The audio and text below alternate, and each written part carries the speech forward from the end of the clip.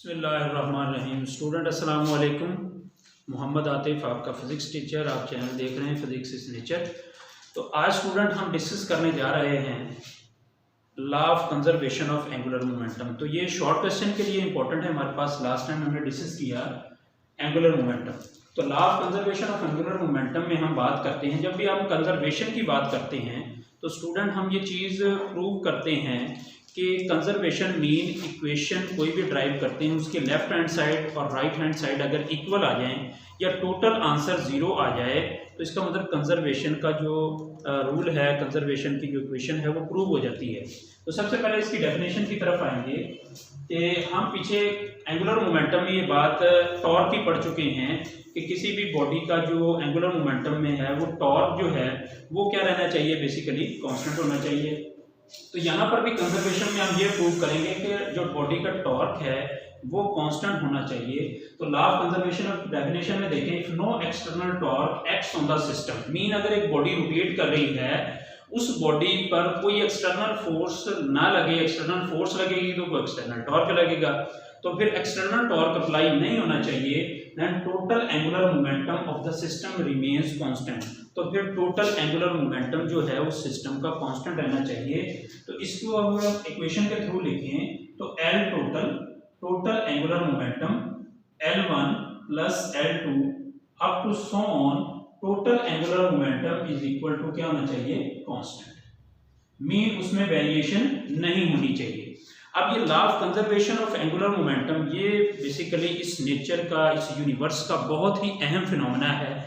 इसको हम कॉस्मोलॉजिकल जो है हमारे ऑब्जेक्ट्स हैं जिसमें हम बड़े बड़े सितारे, ज़मीन, सूरज, चांद, सितारे ये सारे आ जाते हैं, इनका भी मोमेंटम हमारे पास कांस्टेंट होना चाहिए। और सब एटॉमिक पार्टिकल की बात करें तो उसमें भी कांस्टेंट होना चाहिए। तो इसका मतलब मैक्रो और माइक्रो दोनों ऑब्जेक्ट्स के लिए ये फिनोमेना बहुत ही इंपॉर्टेंट है। अब इसको समझने के लिए स्टूडेंट हम यहाँ पर एक एग्जांपल लेते हैं कि कैसे एंगुलर मोमेंटम कांस्टेंट होना चाहिए। लेट्स सपोज हमारे पास ये एक रोटेटिंग सिस्टम है, ये रोटेटिंग सिस्टम है हमारे पास। इसको हम इस तरह बना लेते हैं और ये इसका हमारे पास एक्सिस ऑफ रोटेशन है। हम यहां से पकड़ के इस रोटेटिंग सिस्टम को एंटी क्लॉकवाइज रोटेट कर रहे हैं और ऐसे इसको हम रोटेट कर रहे हैं और इसके ऊपर हमने एक पानी का बीकर रखा हुआ है। लेट्स सपोज ये पानी का एक फिल्ड करके पानी इसमें रखा हुआ है। अब होगा क्या है, यहां पर इसमें पानी फिल्ड है। अब यहां से एक ड्रॉपर से हम इसमें पानी डाल रहे हैं, इस ड्रॉपर से इसमें वाटर आ रहा है ऐसे। अगर इसमें पानी फिल होता जा रहा है तो डेफिनेटली इसका मास इंक्रीज होता जा रहा है। पीछे हम जो इक्वेशन पढ़ चुके हैं एंगुलर मोमेंटम की, L is equal to I omega, ये भी पढ़ चुके हैं हम। तो इसका मतलब ये है कि हम दो चीजें यहाँ पर स्टडी करेंगे कि I moment of inertia, omega angular velocity. इस सिस्टम की एंगुलर वेलोसिटी और इस टोटल सिस्टम में दोनों चीजें कांस्टेंट होनी चाहिए। मीन्स टू से दैट यहाँ पर क्या होगा कि ये अगर हम इसमें पानी फील्ड करते जा रहे हैं और इस सिस्टम को हमने रोटेटरी रखा हुआ है तो आहिस्ता आहिस्ता इसकी एंगुलर वेलोसिटी जो है वो कम हो जाएगी। अगर हम बात करते हैं कि I omega is equal to constant, mean angular momentum constant हो, तो फिर आपके पास क्या आ जाएगा, I is inversely proportional to omega, mean I उधर जाकर डिवाइड हो जाएगा। अब होगा क्या, जो आपके पास आई होता है वो basically I is equal to M R square, mean body का मास ज्यादा, इनर्शिया ज्यादा। इनर्शिया ज्यादा होगा तो एंगुलर वेलोसिटी कम होगी। अब जब आप इस बॉडी को रोटेट कर रहे हैं तो उस वक्त इस बॉडी में फर्ज करें पानी जितना भी है, मीन इनर्शिया की वैल्यू है कुछ ना कुछ और बॉडी रोटेट हो रही है। आप क्या कर रहे हैं, आप जब पानी फिल करेंगे तो मास ज्यादा होता जाएगा इस बीकर का, मीन टोटल सिस्टम का मास ज्यादा होता जाएगा। अगर इसका मास ज्यादा होता जाएगा मीन इनर्शिया ज्यादा होता जाएगा। अगर इस बॉडी का इनर्शिया बढ़ता जाएगा तो एंगुलर वेलोसिटी कम होती जाएगी।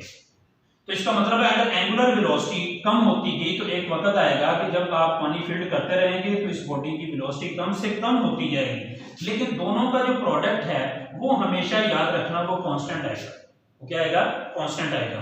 तो इस एग्जांपल से हम समझ सकते हैं कि ये तो हमने एक्सटर्नली बॉडी पर अप्लाई किया होगा। अब ये फिनोमेना कहां पर मैक्सिमम इस्तेमाल होता है कि ये जब जिम्नास्टिक वगैरह जिसमें डाइविंग करते हैं, गोता वगैरह लगाते हैं वो एक तख्ते पर, अगर बुक पे आप देखें साइड इंफॉर्मेशन पर, तो एक डाइविंग पर्सन जो है वो अपने आप को जो है वो डाइव कर रहा है, समरसॉल्ट कलाबाजियां ले रहा है, तो उसकी पोजीशन को अगर हम देखें तो उस पोजीशन में हम एंगुलर मोमेंटम को कांस्टेंट कैसे करेंगे।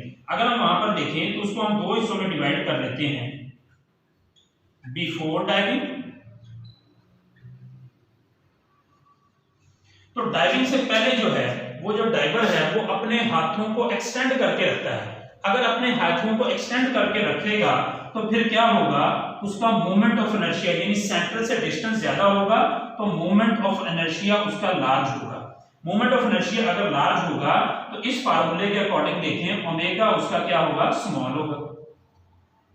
तो बिफोर डाइविंग आपके पास I1 omega 1 is equal to, ये जो प्रोडक्ट इनका कोई भी आएगा, लेट्स सपोज इस प्रोडक्ट को मैं कोई भी फिनोमेना नाम दे देता हूं, कोई भी वैल्यू नाम दे देता हूं, इसको 50 कह देता हूं। मीन I लार्जर है, ये स्मॉलर है। अगर I की वैल्यू मैं यहां पर आपके इस फार्मूले के अकॉर्डिंग मैं इस वैल्यू को 10 का नाम दूं और जो ओमेगा की वैल्यू को 5 का नाम दूं, तो इसका आंसर कितना आ गया, 50। तो ये बिफोर डाइविंग है। जब उस अपने आप को यानी बिफोर डाइविंग उसके हाथ जो है एक्सटेंडेड फॉर्म में है, तो उसका before diving movement of inertia ये है। अब जब अपने आप को वो डाइव करेगा तो वो अपने आप को टक करता है, रोल करता है। डायग्राम में अगर आप देखें तो उस डायग्राम में वो अपने आप को रोल करता है, जितना रोल करता जाएगा उतना उसका मूवमेंट ऑफ इनर्शिया कम होता जाएगा। तो जब आप आफ्टर डाइविंग बात करेंगे, आफ्टर डाइविंग, तो डाइविंग के बाद मूवमेंट ऑफ इनर्शिया जब टक करेगा अपने आप को तो मूवमेंट ऑफ इनर्शिया जो I है वो स्मॉल होता जाएगा और एंगुलर वेलोसिटी इस फार्मूले से देखें वो क्या होती जाएगी, लार्ज, मीन बढ़ती जाएगी। तो इसका मतलब अब ये आपके पास I स्मॉल हो गया, मीन ये वैल्यू 5 होगी, कम होता गया, और एंगुलर वेलोसिटी बढ़ गई, ये आपके पास 10 होगी। इसका मतलब है जो फाइनल आएगा आपके पास I2 ओमेगा 2, ये भी आप दोनों को मल्टीप्लाई करें तो आंसर 50 आएगा। तो इसका मतलब है बिफोर डाइविंग भी आंसर 50 आ रहा था, आफ्टर डाइविंग भी आंसर 50 आ रहा है। अगर इन दोनों को इक्वेशन की राइट और लेफ्ट हैंड साइड देखें तो इसका मतलब है यहाँ पर आपके पास जो आंसर आएगा I1 omega 1 is equal to I2 omega 2। तो यही बेसिकली क्या होता है कि इक्वेशन की राइट हैंड साइड और लेफ्ट हैंड साइड अगर इक्वल आ जाएं तो इसे कहते हैं law of conservation of angular momentum आपका प्रूव हो गया। ठीक है, तो अगर हम इसकी बात करते हैं तो इसकी डायरेक्शन क्या होती है, तो डायरेक्शन हमेशा along the axis of rotation होती है। ये पीछे भी बातें पढ़ चुके हैं हम, सारी की सारी along the axis of rotation. इसके लिए अगर डायरेक्शन के लिए हम ये रूल देखें, ये एक स्टेटमेंट देखें कि axis of rotation of an object will not change orientation, कि एक्सिस ऑफ रोटेशन अपनी डायरेक्शन चेंज नहीं करेगा जब तक कोई एक्सटर्नल टॉर्क जो है उसे ऐसा करने पर मजबूर ना करे। मिसाल के तौर पर यहाँ पर हम एक फैन है तो फैन का एक्सिस ऑफ रोटेशन है, इसी तरह हमारी जमीन है तो हमारी जमीन का जो एक्सिस ऑफ रोटेशन वो सन है, तो जमीन सन के गिर्द घूम रही है और जमीन अपने एक्सिस के गिर्द जो है वो रोटेट कर रही है। अगर इन जमीन का एक्सिस चेंज हो जाएगा किसी एक्सटर्नल टॉर्क की वजह से, तो इसका मतलब है फिर law of conservation of angular momentum हम प्रूव नहीं कर सकते, उस पर अप्लाई ये फार्मूला नहीं होगा। इस वजह से जमीन का एक्सिस एक्सटर्नली फोर्स तो लग रही है लेकिन वो फोर्स की वजह से जो टॉर्क है वो नेग्लिजिबल है, उसको हम इग्नोर कर देते हैं। जिस तरह हाई वैल्यू के मुकाबले में लो वैल्यू को हम इग्नोर कर देते हैं, सेम इसी तरह ये फिनोमेना है, हमारे पास जो एक्सटर्नल टॉर्क है वो क्या हो जाता है, इग्नोर हो जाता है। तो ये आपने इंफॉर्मेशन देनी है according to law of conservation of angular momentum. आगे स्टूडेंट लॉन्ग क्वेश्चन है, बड़ा important, rotational kinetic energy.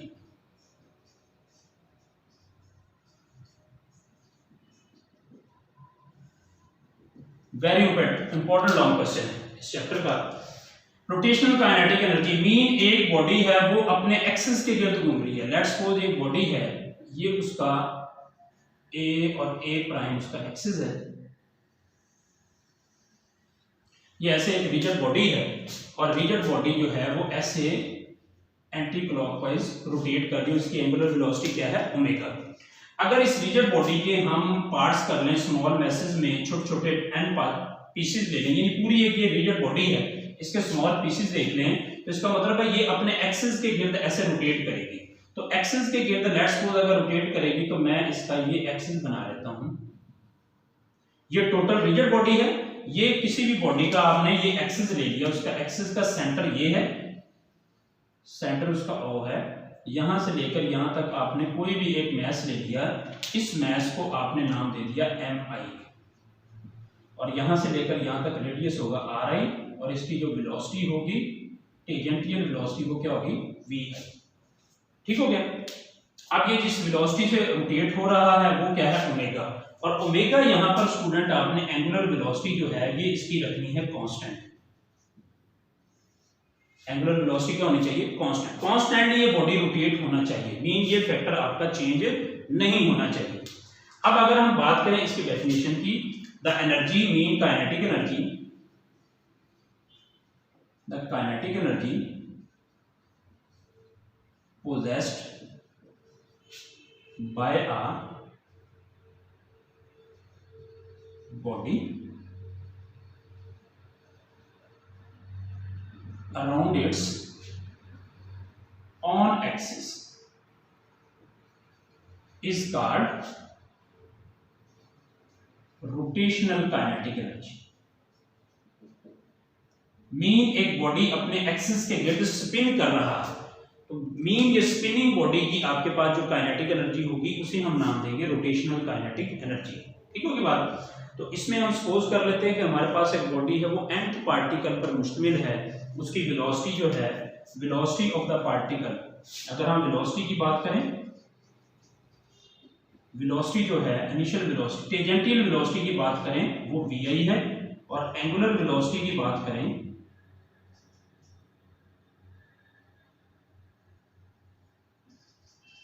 Angular velocity की बात करें तो वो हमारे पास ओमेगा है, और mass of the particle, mass की बात करें वो हम ith particle, mean 1 2 3 up to so on बहुत से पार्टिकल हैं, तो हम इसका कोई भी पार्टिकल लेते हैं ith पार्टिकल, उसको हमने कंसीडर करेंगे। तो फिर हमारे पास जो स्पीड हो जाएगी अब बॉडी की, the speed of particle, mean ये पार्टिकल रोटेट कर रहा है, तो स्पीड को हम नाम देंगे v is equal to vi या velocity, vi is equal to आपके पास v is equal to r omega, linear और टेंजेंटियल वेलोसिटी। ओमेगा आपने कांस्टेंट किया हुआ है, तो इसको हम v के साथ ith पार्टिकल लिख देंगे और r के साथ ith पार्टिकल लिख देंगे, तो vi बेसिकली और ओमेगा इसकी क्या है एंगुलर वेलोसिटी। अब यहाँ पर हम काइनेटिक एनर्जी का फार्मूला लगाएंगे, तो काइनेटिक एनर्जी आपके पास क्या हो जाएगी, यहाँ पर काइनेटिक एनर्जी क्या होती है हाफ mv स्क्वायर, तो v के साथ i लिख देंगे क्योंकि आप ith पार्टिकल ले रहे हैं। तो इसी तरह जो भी मैस ले रहे हैं वो मैस भी आप ith पार्टिकल का ले रहे हैं, तो इसके साथ भी आप i लिख दें, ith पार्टिकल मैस ले रहे हैं, तो ये भी आपके पास हो जाएगा। तो v की ये वैल्यू पुट कर दें तो काइनेटिक एनर्जी फिर आपके पास बन जाएगी रोटेशनल 1/2 mi, तो ये स्क्वायर है ri square omega square. Point clear. अच्छा, अगर हम ये बात करें तो ये जो ब्रैकेट में आपके पास वैल्यू है, तो ये बेसिकली वैल्यू किसकी है, ये आपके पास ये वैल्यू बेसिकली आपके पास मोमेंट ऑफ इनर्शिया की है, I is equal to mr square, moment of inertia है बेसिकली आपके पास, इसकी वैल्यू होती है I is equal to mr square. तो बेसिकली ये जो मोमेंट ऑफ इनर्शिया है ये सारे के सारे पार्टिकल का टोटल मोमेंट ऑफ इनर्शिया है। तो अगर हम इसको ऐसे लिख लें कि 1/2 ये मोमेंट ऑफ इनर्शिया आ गया I इंटू ओमेगा स्क्वायर, तो वे I इज इक्वल टू आपके पास किसके एक बार आ गया I, हमारे पास दोबारा इसको लिख लें mi ri स्क्वायर। तो बेसिकली ये सारी की सारी बॉडीज का मोमेंट ऑफ इनर्शिया है 1 से लेकर n तक। तो इस मोमेंट ऑफ इनर्शिया को आप ऐसे भी लिख सकते हैं student, I is equal to summation I is equal to 1 to n mi ri square. तो बेसिकली ये टोटल मोमेंट ऑफ इनर्शिया आपके पास, ये टोटल मोमेंट ऑफ इनर्शिया है। अगर इस फार्मूले को इस्तेमाल करते हुए हमारे पास ये मोमेंट ऑफ इनर्शिया की एप्लीकेशन क्या है, कहां पर इस्तेमाल होता है एप्लीकेशन, ये बेसिकली किसी भी इंजन में किसी भी जो आपके पास मूविंग ऑब्जेक्ट है उसके फ्लाई व्हील में बेसिकली इसका इस्तेमाल है। अब फ्लाई व्हील में इसका इस्तेमाल, ये जो फ्लाई व्हील हैं ये बेसिकली इसेंशियल पार्ट होते हैं किसी भी इंजन के, इसेंशियल पार्ट्स ऑफ इंजन। अब जो फ्लाई व्हील है ये फ्लाई व्हील, एक तो जिस तरह एक किसी मोटरसाइकिल या गाड़ी का बड़ा व्हील होता है जो हमें नज़र आता है, लेकिन एक अंदर उसके सिस्टम लगा हुआ है। अगर आप जो मोटरसाइकिल की ट्यूनिंग वगैरह करवाते हैं तो वहाँ पर देखेंगे कुछ छोटे छोटे व्हील लगे होते हैं। वो जो छोटे छोटे व्हील होते हैं वो बेसिकली फ्लाई व्हील होते हैं। और ये जो फ्लाई व्हील है ये बेसिकली जो एनर्जी स्टोर करता है, एनर्जी स्टोर करता है। तो कौन सी एनर्जी स्टोर करता है? एनर्जी स्टोर करता है between the power strokes. Engine के जो पावर स्ट्रोक है यहां पर एनर्जी स्टोर करता है। अब एनर्जी जो स्टोर करता है उसका फायदा क्या होता है कि जब आप मोटरसाइकिल को रोकते हैं तो फिर ये जो अपनी एनर्जी है ये टोटल पूरे जो रेवोल्यूशन है उसको बेसिकली ये एनर्जी डिस्ट्रीब्यूट कर देता है। इसका मतलब ये टोटल जो क्रैंकशाफ्ट उसके अंदर लगी होती है तो सारी की सारी उसको एनर्जी डिस्ट्रीब्यूट कर देता है। तो जब आप मोटरसाइकिल को चलते चलते मोटरसाइकिल को अगर आप ऑफ भी कर दें, स्विच ऑफ भी कर दें, तो अगर आप क्लच दबा कर रखें तो आप देखेंगे कि आपका मोटरसाइकिल स्मूथली जो है आहिस्ता आहिस्ता रुकेगा। मीन जो एनर्जी उसने डिस्ट्रीब्यूट की है वो आपको अब रिजल्ट जो देगा वो स्मूथली मोटरसाइकिल रुकेगा, वो फौरन नहीं रुक जाएगा। तो इसका मतलब ये है कि इसका रोटेशनल काइनेटिक एनर्जी का जो फ्लाई व्हील में है, इसमें फ्लाई व्हील में बेहतरीन एप्लीकेशन है, इसलिए यूज होता है। अब हमने स्टूडेंट फाइंड करनी है रोटेशनल काइनेटिक एनर्जी दो बॉडीज की। किस किस की? एक डिस्क है, पीछे हम साइड इंफॉर्मेशन पे पढ़ चुके हैं डिस्क, और दूसरा हमारे पास क्या है? हुक। तो rotational kinetic energy for disc and hook देखेंगे।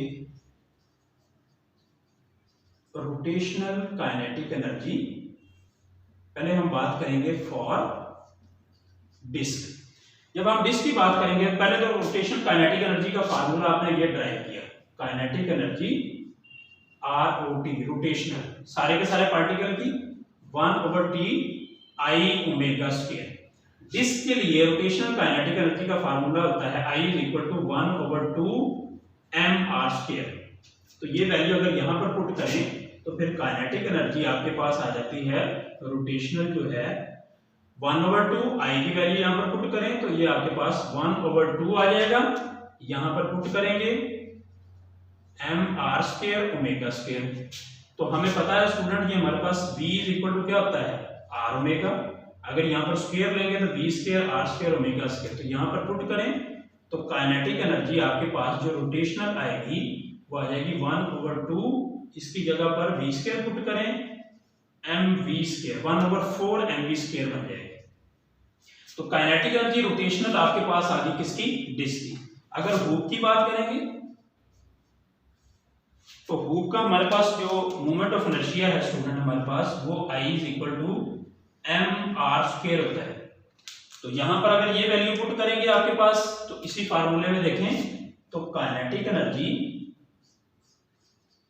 रोटेशनल आ जाएगी आपके पास 1/2 I की जगह वैल्यू पुट कर दें mr स्क्वायर और साथ ओमेगा स्क्वायर। Point clear? तो ओमेगा स्क्वायर इसकी हमारे पास वैल्यू है और ये सब की सब ये वैल्यू आपके पास फिर किसके इक्वल आ गया? r स्क्वायर और ओमेगा स्क्वायर v स्क्वायर के इक्वल आ गया। तो ये दोबारा आपके पास 1/2 m और ये किसके इक्वल आ गया? ऊपर हम लिख चुके हैं ये v स्क्वायर के इक्वल है। तो काइनेटिक एनर्जी रोटेशनल स्टूडेंट हमारे पास आ गई। किसकी ये आ गई? हमारे पास डिस्क की भी आ गई और हुक की भी आ गई। आगे ये हमने डिस्कस करनी है कि अगर इनके पास काइनेटिक एनर्जी दोनों के पास है तो किसी अगर हाइट से अगर आप एक डिस्क को और एक हुक को रोटेट करवाते हैं, छोड़ते हैं, तो इसका मतलब ये है कि जब बॉडी हाइट पे होती है तो उसके पास पोटेंशियल एनर्जी होती है। तो हाइट से जब बॉडी नीचे आती है तो पोटेंशियल एनर्जी में लॉस होता है, काइनेटिक एनर्जी में गेन होता है। तो अगर हम बात करें कि एक हाइट से बॉडी अगर नीचे आ रही है, लेट्स सपोज हमारे पास ये एक हाइट है, यहां पर ये एक हाइट है और इस हाइट पर एक हमारे पास यहां पर डिस्क पड़ी हो और एक हमारे पास इस तरह का एक रिंग हो, रिंग या कोई हमारे पास हो, ये डिस्क हो ये हो। अगर इनको हम रोटेट करवाएं तो इस पॉइंट पर पोटेंशियल एनर्जी होगी और जब ये बॉडी डाउनवर्ड की तरफ आएंगे तो पोटेंशियल एनर्जी कम होती जाएगी, काइनेटिक एनर्जी बढ़ती जाएगी। लेकिन यहाँ पर काइनेटिक एनर्जी ये बॉडी अपने एक्सिस के गिर्द रोटेट भी करेगी और मूव भी करेगी। मीन्स टू से दैट पोटेंशियल एनर्जी में अगर लॉस होगा तो गेन होगा, काइनेटिक एनर्जी रोटेशनल भी होगी और काइनेटिक एनर्जी ट्रांसलेशनल भी होगी। मीन बॉडी मूव भी करेगी और बॉडी रोटेट भी करेगी। तो इसका मतलब है पोटेंशियल एनर्जी में लॉस होता जाएगा, काइनेटिक एनर्जी में गेन होता जाएगा। तो इसका मतलब ये है कि अगर आप लॉस इन पोटेंशियल एनर्जी देखें, लॉस इन पोटेंशियल एनर्जी, तो पोटेंशियल एनर्जी में लॉस, लेकिन गेन किसमें होगा, kinetic energy trans PRNS translational भी होगी और काइनेटिक एनर्जी रोटेशनल भी होगी। तो दोनों तरह की काइनेटिक एनर्जी होगी। तो इसके लिहाज से अगर हम बात करें तो डिस्क की अगर हम स्पीड फाइंड करें तो उसमें देखिए फार्मूला कैसे इस्तेमाल होगा, और जब हुक की फाइंड करेंगे तो उसमें फार्मूला कैसे इस्तेमाल होगा। तो स्पीड हम फाइंड करेंगे, स्पीड ऑफ डिस्क, कि जब यहां पर छोड़ेंगे तो इस पॉइंट पर आकर देखेंगे दोनों में से स्पीड किसकी ज्यादा होगी, मीन कौन पहले पहुंचेगा, डिस्क पहले पहुंचेगी या हुक पहले पहुंचेगा। तो इन दोनों की हम काइनेटिक एनर्जी रोटेशनल देख ही चुके हैं। तो हमने ऊपर फार्मूला लिखा है loss in potential energy, for disc के लिए लिखा है mgh।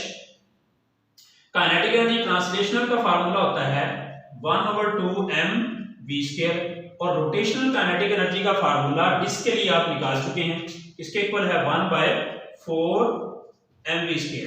अगर इन दोनों का एलसीएम लें तो एलसीएम आपके पास 4 आ गया, ये आपके पास आ गया 2 mv² प्लस ये 4 कैंसिल, ये आपके पास 1 mv² आ गया। तो इन दोनों को अगर ऐड करें तो आपके पास ये आंसर आ जाएगा 3 mv²/4 mgh।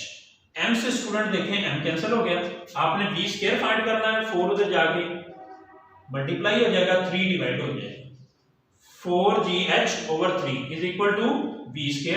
अगर दोनों तरफ अंडर रूट लें तो फिर v इज इक्वल टू आपके पास 4/3 gh अंडर रूट। तो इसका मतलब v की आपके पास ये इक्वेशन आई डिस्क की, डिस्क यहां पर आएगी, उसकी ये स्पीड होगी। तो हुक की बात करेंगे, स्पीड ऑफ